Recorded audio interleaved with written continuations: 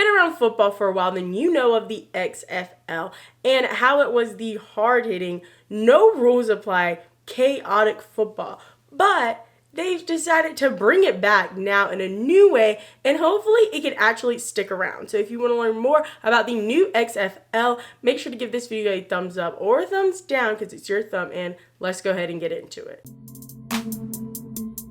The XFL, also known as America's Wildest Football League, was started in 2001 by Vince McMahon, who you may know him from the WWE. And he said that it was the sports version of Survivor, that it was going to be the extra fun league. And it was those two things, but it was also very hypersexualized and kind of demeaned women at the same time, and very dangerous, but also gave people the opportunity to play at a high level of football that weren't cut out for the NFL. But unfortunately for the XFL in 2001, it only lasted that one season, 12 games. Because at the end of the day, the play of the football league was pretty bad, as they did not practice very often, which Vince McMahon said that was something he does regret about the original XFL, was there was no practices at all. But he also said it was the most fun of his life, and that was also ridiculed by some of his other organizers and contributors to the league in 2001.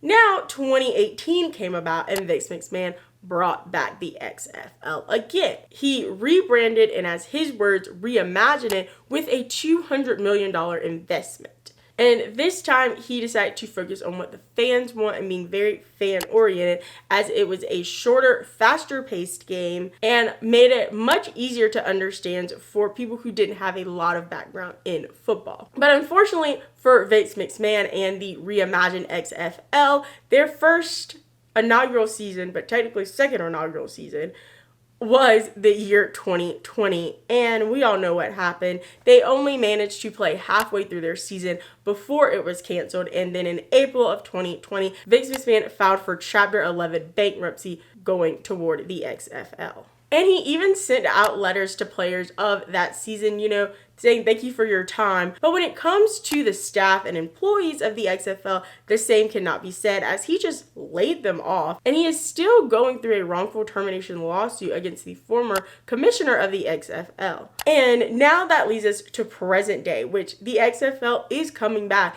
in 2023. And that is because The Rock Johnson and Danny Garcia both came in as a capital venture and bought the XFL from Vince McMahon for $15 million.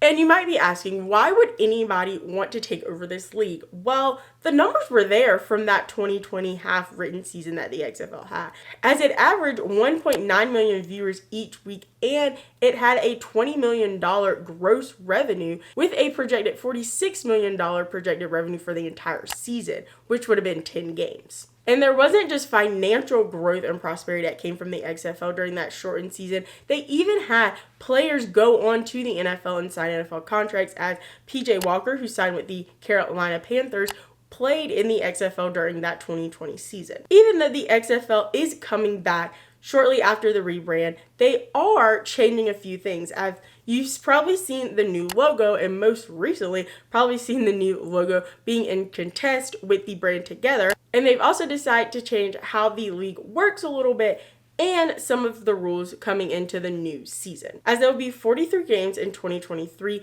40 of them regular season games with 2 playoff games and 1 championship. The 8 teams will be divided into 2 divisions, with the North Division made up of the DC Defenders, Seattle Sea Dragons, the St. Louis Battlehawks, and the Vegas Vipers, with the South Division being made up of Arlington Renegades, the Houston Roughnecks, Orlando Guardians, and the San Antonio Brahmas. And the XFL is not just showing up on the field more during this rebrand. They've gotten a major partnership with the Walt Disney Company / ESPN that they've signed through 2027, as all their games will be able to be viewed on ABC, ESPN, ESPN2, and FX. Well, now that you know so much about the XFL, make sure to check out my entire NFL playlist and how the NFL works, because probably you might see some of these faces in the NFL next year. And also make sure to subscribe and hit the bell to be notified every time I post a new video, which are Mondays at 11 a.m. Eastern Standard Time.